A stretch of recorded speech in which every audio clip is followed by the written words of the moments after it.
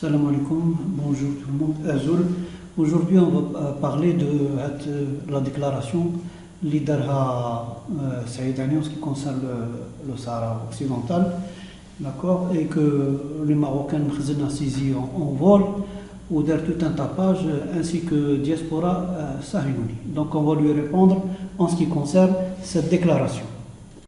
Mais avant de parler du sujet Saïdani, on va écouter une interview d'Al-Basri qu'il a faite à Al Jazeera. Donc on va écouter la vidéo et on parlera après de ce sujet. قضية الصحراء الغربية أقولها وأكررها. الصحراء الغربية هي قضية أصبحت متداولة وأصبحت بين يد الأمم المتحدة. Donc pour les gens qui ne connaissent pas Al-Basri, les Al-Basri, on va faire une brève présentation de ce personnage. C'est le deuxième roi pendant le Hassanid. D'ailleurs on l'appelait le vice-roi, le grand vizir. Il avait le Maroc sous sa botte, mais si sous sa coupe, mais sous sa botte, d'accord. Maroc qui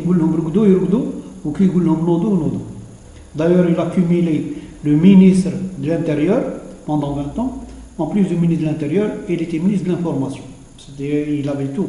La presse, les médias, tout, nous sous sa coupe. Ou sous sa botte plutôt. D'accord. Qui dit que ou en plus, il avait la charge du dossier le Sahara marocain, qui le Sahara marocain.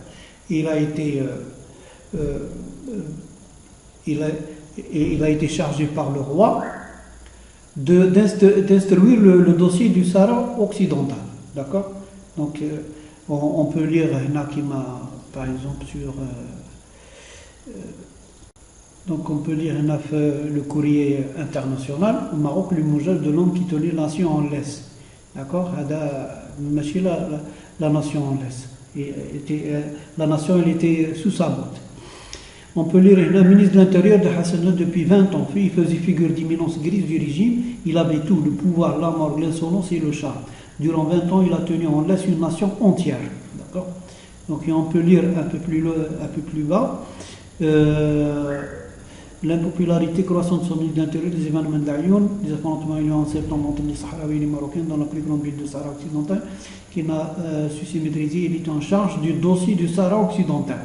D'accord. Donc, il s'occupait spécialement de ce dossier.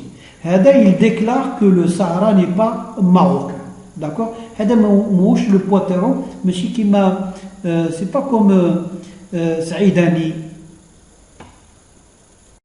Donc, comparativement entre le poids de Basri au Maroc, au temps de Hassan II, et Saïdani en Algérie, il n'y a pas photo, c'est pas la même chose. D'accord. Le poids de Basri était énorme au Maroc. Par contre, en Algérie, l'influence de Saïdani est insignifiante. Donc, les déclarations de Basri n'ont pas la même valeur que la déclaration de Saïdani. Les déclarations de Basri sont plus importantes. Parce que c'était le monsieur Sahara. D'accord. Il instruisait le dossier du Sahara. C'était lui le pilier de dossier. D'accord. Donc ces déclarations ont une résonance plus grande que celle de Saïdani. Donc on va écouter la suite de l'interview d'Al-Basri, le journaliste. Il lui dit vous étiez en charge du dossier du Sahara pendant 25 ans. Donc on va écouter la séquence complète de la question du journaliste et la réponse d'Al-Basri. بدأنا بالتحديد إلى هذه القضية التي نتحدث عنها. لو بدأنا بقضية الصحراء مثلا، ارتبط اسمك بهذا الملف خلال الفترة التي قضيتها في السلطة. هناك من كان يعتقد أنك كنت تعرف عن الملف أكثر مما يعرفه وزراء الخارجية المتعاقبون في المغرب. الآن أثارت تصريحاتك بعض الجدل. هناك من يرى إذا فشل السيد إدريس البصري في إيجاد حل لمشكلة الصحراء خلال 25 سنة في السلطة، كيف يجدها الآن وهو في منفاه الاختيار في باريس؟ أولا أنا لا أطالب أو لا أريد أن أكون الرجل الذي يجد حل. قضية الصحراء الغربية أقولها وأكررها. الصحراء الغربية هي قضية أصبحت متداولة وأصبحت بين يد الأمم المتحدة. Donc après les déclarations de cet énergumène, هذا Drapki, parce qu'à l'origine il était Drapki, un percussionniste sur la troupe Al-Mna'i, d'accord. Donc il dit je considère que le Sahara est marocain. Il dit je considère. Donc il peut considérer tout ce qu'il veut, d'accord. Ça n'engage que lui. D'abord, premièrement, Maouch il est. Deuxièmement, ce qu'il dit Maouch Aya, d'accord. Maouch Coran, d'accord. Troisièmement, il représente que lui-même. Il n'est ni ministre des Affaires étrangères de l'Algérie, ni le porte-parole du gouvernement, ni président de la République. Donc ça n'engage pas l'Algérie. Ça n'engage que lui-même, d'accord. Troisièmement, il peut dire n'importe quoi, d'accord. Il peut dire des idioties, des contre-vérités, des fadaises, etc. C'est pas le fait de dire quelque chose, c'est de le argumenter, de le démontrer que le Sahara n'est pas marocain. C'est ça le problème. Moi, il peut dire que le ciel n'est pas bleu, il est vert ou rouge, mais il doit le prouver, d'accord. Il peut dire la terre n'est pas ronde, elle est plate. On peut pas l'empêcher de lui dire de telles sottises ou de telles contre-vérités, mais il faut le prouver.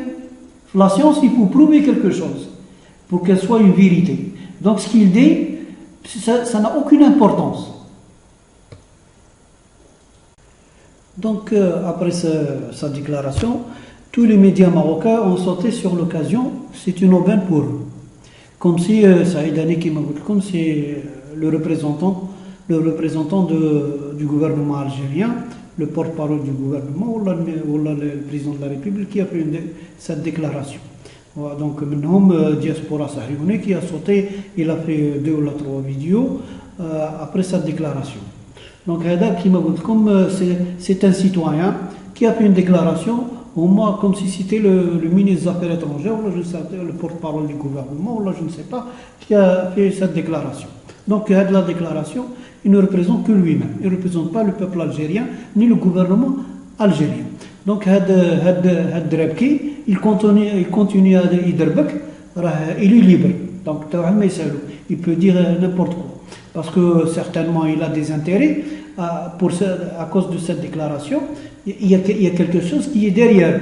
Donc il a des intérêts, je ne sais pas, avec le Maroc ou la Makhzen, qui m'a dans ce titre, pourquoi l'institution Ammara Saïdani de ouvertement le Maroc. Donc il y a quelque chose derrière tout ça, d'accord. C'est pas gratuit, d'accord. Donc ça n'a pas d'importance. Comme il doit démontrer que le Sahara est marocain. Il ne peut pas juste le dire, il faut le démontrer. Et tous les preuves disent le contraire, d'accord. On peut énumérer plein de preuves. Mais ce n'est pas ça le problème. La déclaration ne change absolument rien au fond du problème. Parce que le problème qui est posé à la communauté internationale, ce n'est pas la terre, qu'elle est marocaine ou mauritanienne ou je ne sais pas, algérienne ou je ne sais pas. Ce n'est pas ça le problème. Le problème qui a été posé, c'est le référendum. D'accord. On s'en fout de la terre. Au temps de l'Algérie, lorsque De Gaulle a fait le référendum pour l'indépendance de l'Algérie, il n'a pas dit est-ce que la terre d'Algérie fait partie de la France ou non, ils ont posé la question est-ce que vous voulez être indépendant ou là vous restez avec la France. Donc c'est ça le problème qui est posé au Sahara occidental. C'est pas la terre, on s'en fout de la terre, qu'elle soit marocaine, mauritanienne, qu'elle n'appartient à personne, c'est pas ça le problème. Le problème, c'est le référendum. Depuis 1963, lorsque la question a été inscrite, l'ONU, elle a été inscrite dans le but d'organiser un référendum. D'accord. Où l'ONU a créé la MINURSO. C'est une mission des Nations Unies pour l'organisation d'un référendum au Sahara occidental. C'est ça le problème. C'est pas la terre. Tu peux dire le Marocain ou la Mauritanie, ça ne change rien au fond du problème. Le problème qui est posé, c'est l'organisation d'un référendum pour consulter le peuple sahraoui. Qu'il veut être marocain ou la Mauritanien ou bien il veut être indépendant. C'est ça le problème. Donc on lit par exemple son but, en parlant de son but est d'organiser un référendum devant déterminer l'avenir de la région et assurer le contrôle du mouvement des populations. La question fondamentale consistait à décider si les habitants du Sahara occidental voulaient leur indépendance ou préférer s'intégrer au Maroc. C'est ça le problème. Qu'ils disent, il dit le Sahara est marocain, ça ne change rien à la donne du problème. Le problème, c'est pas ça. Parce que, comme depuis 1963, lorsqu'elle a été inscrite, le problème du Sahara occidental était inscrit à l'ONU dans le but d'organiser un référendum que l'Espagne a refusé. D'accord? Donc, jusqu'en 1974, où l'Espagne voulait sortir du Sahara occidental. Qu'est-ce qu'elle a fait l'Espagne? Elle voulait organiser le référendum qu'elle refusait auparavant. Et là, le Maroc, il a torpillé l'action Hadi. Pour l'Espagnol, les Espagnols, bon, ils ont fait ce qu'on appelle l'accord de Madrid qui est secret, et certainement, ils ont fait un deal que le Maroc ne revendique plus septembre Lilia et que le Sahara sera partagé entre la Mauritanie et le Maroc, sans passer par le référendum. C'est ça l'accord de Madrid. L'accord de Madrid, il a torpillé l'action de l'ONU et aussi la recommandation de la Cour de justice de la Haye internationale que le Maroc a sollicité pour voir si le Sahara occidental est marocain ou n'est pas marocain. Alors la Cour a dit, elle a débouté le Maroc. Elle a dit que le Sahara occidental n'est pas marocain. Il n'y avait pas de souveraineté. Il y avait des allégeances avec la population, mais il n'y avait pas de souveraineté marocaine sur le territoire sahraoui. Donc, il a été débouté par la Cour internationale de la Haye. Hassan II, il a organisé la marche verte. Parce que sinon on lui avait donné raison que le Sahara était marocain, il n'aurait pas organisé une marche verte. Justement parce qu'il a été débouté, le peuple marocain, que le Sahara est marocain, etc. etc. C'est pour ça qu'il a organisé la marche verte pour prendre de force ce territoire. D'accord? Donc, alors que la Cour de justice de la Haye, elle a recommandé, l'ONU, elle a recommandé l'organisation d'un référendum pour trancher cette question. D'accord? Donc c'est ça les recommandations de la Cour de justice de la Haye en 1975. Elle a suivi le même itinéraire soi-disant le même but que l'ONU, c'est d'organiser un référendum, c'est-à-dire consulter le peuple, s'il veut être marocain, mauritanien ou s'il veut être indépendant. D'accord? Donc la déclaration de Saïdani, il dit que le Sahara est marocain, ça ne change absolument rien à la donne du problème.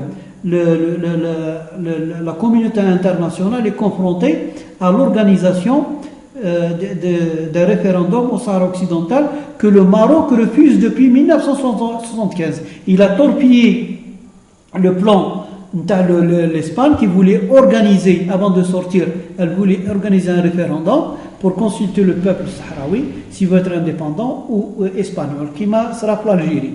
De Gaulle, pour sortir, il a consulté le peuple algérien. On a posé la question, est-ce que vous voulez être indépendant ou là rester avec la France? Ils n'ont pas posé la question, n'était pas est-ce que l'Algérie est un territoire français, c'est une terre française ou là une terre algérienne? Non, c'était la consultation, est-ce que vous voulez être indépendant? Il y a la question. Donc c'est ça la question qui va être posée au peuple sahraoui. Est-ce que vous voulez être indépendant? Est-ce que vous voulez être marocain? D'accord? Puisque la Mauritanie s'est désistée de l'affaire Hadi. Donc elle est sortie de l'affaire. Elle a dit que c'est une autre preuve contre Blib. C'est pas marocain parce que le territoire, si c'était marocain, le Maroc ne partage pas son territoire avec la Mauritanie. D'accord? S'il dit que le Sahara est marocain. Il a partagé, il a dit qu'il a partagé le territoire avec la Mauritanie. D'accord? Il a pris la moitié ou l'autre moitié pour la Mauritanie. Après, il a envahi, lorsque la Mauritanie est sortie de la partie, il a envahi l'autre partie, la partie Taï. Alors avant, il disait que cette partie appartient à la Mauritanie. D'accord? Donc là, c'est une preuve, le Sahara n'est pas marocain. D'ailleurs, aucun pays dans le monde ne reconnaît la marocanité du Sahara, en quelque sorte, pour le Maroc. D'accord? Il n'y a aucun pays qui a épousé la thèse. Ni la France, ni même Israël. Les alliés inconditionnels, ils disent toujours le Sahara occidental. Même Floni, on dit le Sahara occidental. Et tous les accords que le Maroc signe, ils signent le Maroc, le Sahara occidental. Il n'y a aucun document où il est mentionné le Sahara marocain. C'est toujours le Sahara occidental, comme on voit dans tous les écrits et dans tout. Donc ça, c'est des preuves que le Sahara n'est pas marocain. Mais c'est pas ça le problème. Le problème, c'est le référendum. Là, je veux faire une remarque très importante que tous les Marocains font, hein, y compris la diaspora dans ces vidéos, notamment dans ces dernières vidéos aussi, en ce qui concerne la déclaration de Seyd Ali. Donc, l'erreur fondamentale que font les Marocains, les officiels, la presse, le peuple, etc., parce qu'on les a conditionnés ainsi.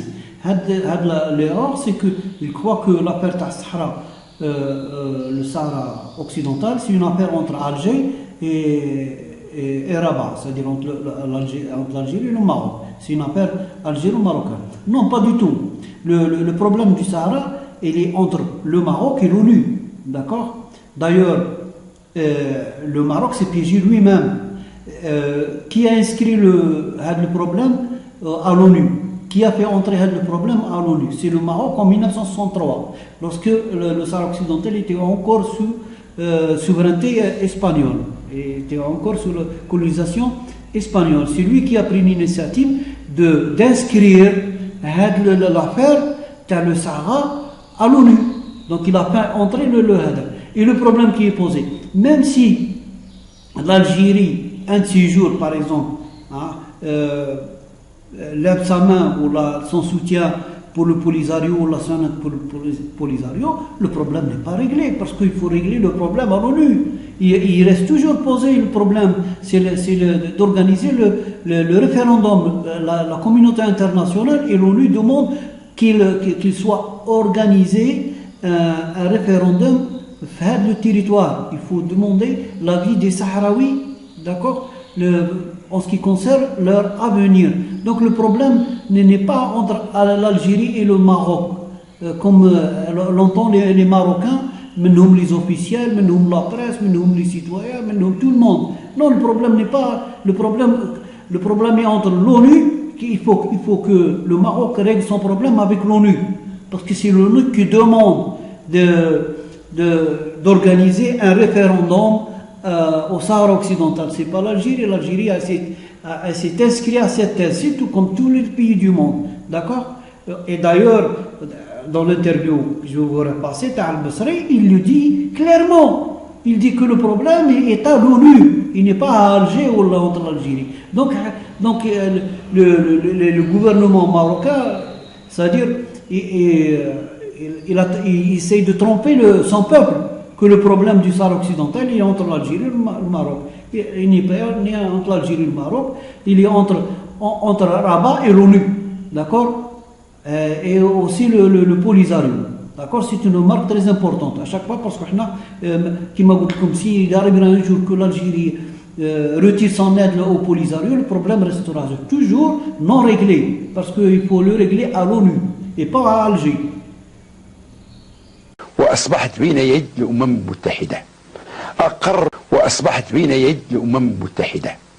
أقرت الصحراء الغربية، أقولها وأكررها، الصحراء الغربية هي قضية أصبحت متداولة وأصبحت بين يد الأمم المتحدة. أقر. Et je rappelle là aussi la position de l'Algérie, d'accord? L'Algérie a souscrit le plan de l'ONU. Elle réclame depuis 1975, elle réclame l'organisation d'un référendum au Sahara occidental. Elle n'a pas changé. Depuis 1975, elle n'a jamais changé de position. Quelle que soit la déclaration de Saïdani, il dit que le Sahara est marocain, ça c'est son problème. D'accord? Bon, le Polisario, c'est autre chose. Polisario, il a opté pour deux thèses. Soit que le Maroc organise le référendum, comme le préconise l'ONU, soit qu'il arrache son indépendance par les armes. D'accord? Donc il propose au Maroc, soit qu'il organise, et il doit organiser le référendum, hein, qui est dicté par la communauté internationale, sinon il continue la lutte. La lutte elle a commencé pendant l'occupation des Espagnols. Le Polisario a été créé lorsque le Sahara était sous souveraineté espagnole. Ce n'est pas l'Algérie qui l'a créé, elle a été créée dans les années 70, d'accord, sous l'occupation espagnole. Il luttait pour son indépendance, d'accord, et c'est pour ça que l'Espagne a consenti en fin de compte pour organiser un référendum. Mais c'est le Maroc qui a torpillé. Et le Polisario, il a continué la lutte. C'est-à-dire la lutte elle a commencé, la lutte armée elle a commencé pendant la colonisation espagnole et elle continue parce qu'il y a un autre colonisateur, il veut arracher son indépendance par les armes ou par le référendum. Ça c'est le problème du Polisario, c'est pas le problème de l'Algérie. C'est pas l'Algérie qui a créé le Polisario. Le Polisario a été créé par les Sahraouis sans l'aide de l'Algérie ni du Maroc, c'est des gens, des Sahraouis qui ont créé l'organisation et qui ont pris les armes pour arracher leur indépendance de l'Espagne. Les autres colonisateurs, la Mauritanie et le Maroc, et elle a continué sa lutte jusqu'à maintenant. D'accord? Donc le problème est le Maroc il est en train de nous voir. L'indépendance, comment dire, l'autonomie, l'autonomie pour ne pas organiser le référendum, parce qu'il sait bien que s'il organise le référendum, il est perdu. Donc il essaie de l'envoyer. À chaque fois, il propose un plan l'autonomie. Ce que refuse le Polisario. Le Polisario il dit le référendum pour l'indépendance. Sinon, la lutte. C'est le problème. Donc les déclarations de Saïdani peut dire que la terre est marocaine, ou la mauritanienne, ou la, je ne sais pas, les jupitérienne, ou la vénitienne, ou là ça ne change rien, ou la donne du problème. Le problème qui est posé, c'est l'organisation d'un référendum pour l'indépendance. Ne serait-ce que le référendum, il refuse le référendum, puisque le Sahara est marocain. Alors, tu as peur d'organiser le référendum. Organise-le. Tu prétends que le Sahara est marocain. Alors, montre au monde entier que le Sahara est marocain en organisant le référendum. Puisque tu es sûr de toi que le Sahara il est marocain. D'accord? Et pourquoi tu refuses? Pourquoi le Maroc refuse d'organiser? Parce qu'il sait pertinemment qu'il sait s'ils organisent un référendum, le peuple sahraoui va demander son indépendance et non pas son intégration au Maroc. Il y aura une petite minorité, peut-être qui va voter pour le Maroc, mais sera pour le référendum de l'Algérie. 99% d'Algériens ont voté pour l'indépendance. 1% ils ont voté pour la France. D'accord? Donc là, ça démontre que le Sahara n'est pas marocain, parce que s'il était marocain, tu es sûr que le Maroc, il est sûr de lui-même que le Sahara est marocain, qu'il organise le référendum et qu'on en finisse avec le problème. Mais justement, il a peur d'organiser le référendum. Pourquoi? Parce qu'il sait pertinemment que le Sahara n'est pas marocain. Point final. D'accord? Il peut dire n'importe quoi à Saïdani, ça ne change rien à la donne du problème. Et donc, pour conclure sur la vidéo, disons que les preuves, ils sont contre le Maroc.